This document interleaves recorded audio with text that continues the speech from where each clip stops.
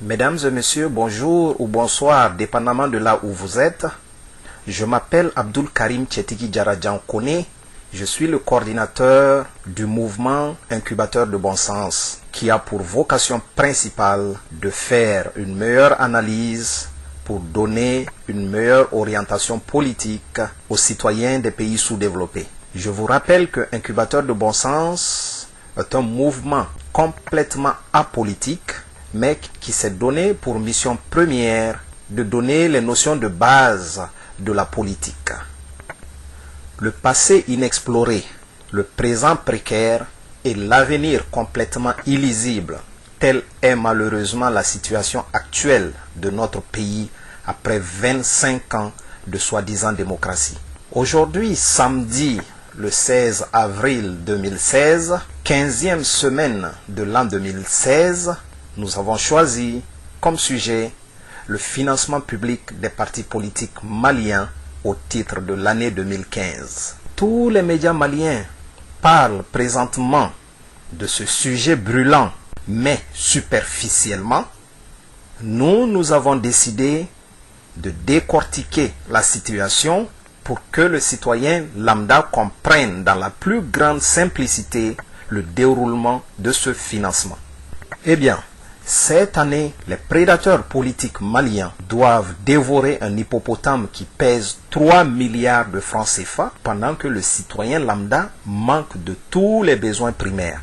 Nous avons appris que le parti présidentiel, le RPM, s'est taillé la part du lion avec 520 millions de francs CFA, plus qu'un demi-milliard, suivi de la reine mère des partis politiques, l'ADEMA PASJ, qui s'en est sortie avec 367 millions de francs CFA. Puis, c'est au tour du grand vautour qui est l'URD qui s'est taillé 267 millions et le reste des millions pour les autres charognards que sont 53 autres partis politiques. Eh bien, pour bien comprendre cette situation, nous allons faire un pas en arrière. Il faut se rappeler que pour le financement public des partis politiques de l'année 2014, 47 partis politiques se sont partagés un pactole de 1 milliard 888 000 millions de francs CFA. Est-ce légal que les prédateurs politiques se partagent chaque année une aussi grosse somme provenant de la caisse de l'État qui appartient à tous les citoyens à part égale? Eh bien, détrompez-vous, c'est tout à fait légal. Ce phénomène est cautionné par chaque citoyen malien, car la charte des partis politiques prévoit un financement public des partis par une aide financière de l'État inscrite au budget de l'État à raison de 0,25% des recettes fiscales. Cette aide est repartie entre les partis politiques selon plusieurs critères. D'abord, 15% des crédits alloués est réservé aux partis ayant participé aux dernières élections générales, municipales ou législatives. Et 40% est reversé proportionnellement au nombre de députés élus. 35% est réservé proportionnellement au nombre de conseillers communaux élus. 10% est réservé proportionnellement au nombre de femmes élues. Et pour en bénéficier, les partis doivent remplir certaines conditions. Justifier la tenue régulière des instances statutaires du parti. Disposer d'un siège national exclusivement destiné aux activités du parti distinctes d'un domicile ou d'un bureau privé. Disposer d'un compte ouvert auprès d'une institution financière installée au Mali et présenter des comptes annuels à la section des comptes de la Cour suprême au plus tard le 31 mars de chaque année. Justifier d'un compte dont la moralité et la sincérité sont établis par le rapport de vérificateur de la section des comptes de la Cour suprême. Justifier de la provenance de ses ressources financières et de leur utilisation. Avoir participé aux dernières élections générales, législatives ou communales. Vous conviendrez avec nous que la création d'un parti politique au Mali est un business très lucratif. Constatez vous-même, du seul parti UDPM en 1991 à plus de 170 partis politiques légalement constitués en 2016. Donc c'est du monopartisme au multipartisme exponentiel. J'aimerais attirer votre attention sur une toute petite chose. Aux États-Unis d'Amérique, première puissance mondiale, il n'existe que deux principaux partis politiques qui alternent la présidence depuis 1853. Et de l'autre côté, en France, en 2013, la Commission nationale des comptes de campagne et des financements politiques a dénombré 408 formations politiques. Et sur ces 408 formations politiques, on ne distingue que 54 partis politiques nationaux, mais également des partis politiques régionaux et locaux. Eh bien, servons-nous maintenant de notre intelligence pour traiter ensemble ces informations pour atteindre nos objectifs de prise de conscience. Comme la charte des partis politiques prévoit un financement public des partis par une aide financière de l'État inscrite au budget de l'État à raison de 0,5% des recettes fiscales, nous allons donc calculer ensemble les recettes fiscales non transparentes de l'État malien au titre de l'année 2015.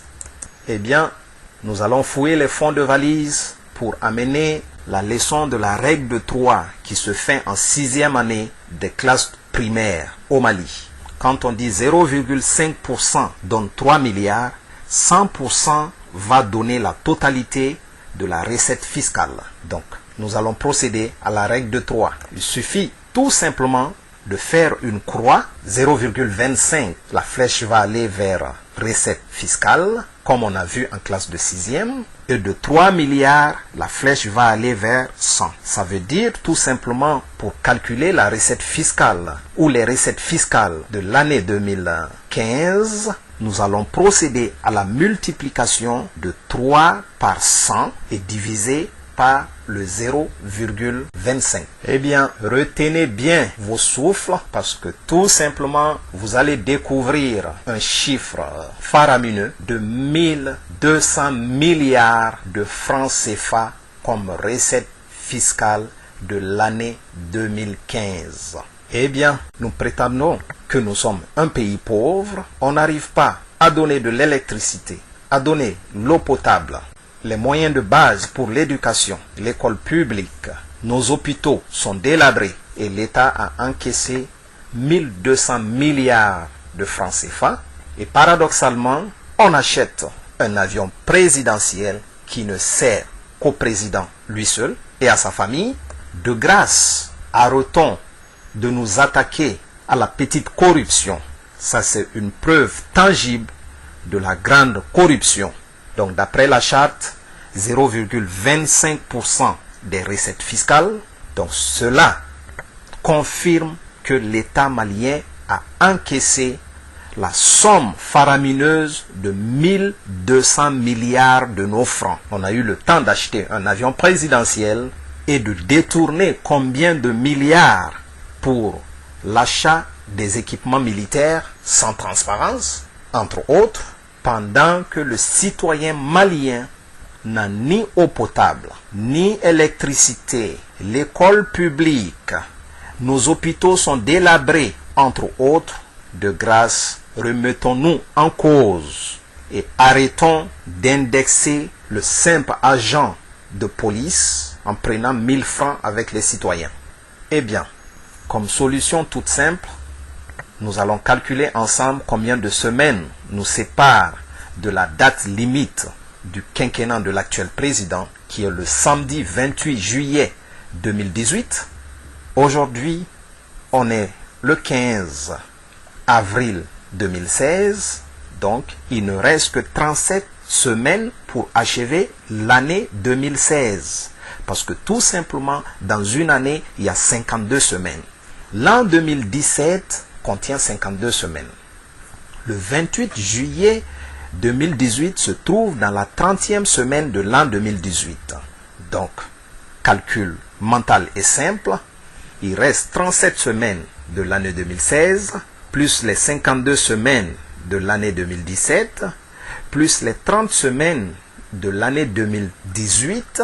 Donc, il ne nous reste que 119 semaines pour choisir qui va remplacer le parti RPM.